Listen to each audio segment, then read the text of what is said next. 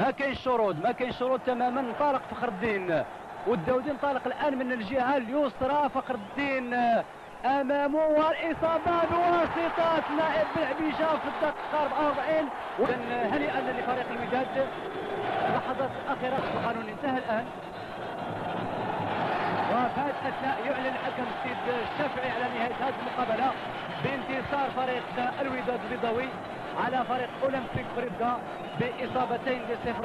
الاصابه الاولى سجلها موسى مضاف في الدقيقه الثالثه من بدايه المقابله، والاصابه الثانيه جاءت في الثانيه الاخيره من المقابله بواسطه اللاعب بلعبيشه اللي كان من بين النجوم اللامعه في هذا اللقاء ديال النهايه يجمع بين فريق اولمبيك بريدة والوداد البيضاوي، واللي انتهى كما تبعتم سيد السادتي لصالح فريق الوداد البيضاوي.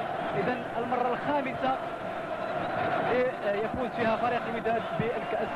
إذا بعد سنوات 1970 و1978 و1993 و1981 ففريق الوداد البيضاوي توج للمرة الخامسة كفائز بالكأس. هنا قحار بين عناصر فريق الوداد البيضاوي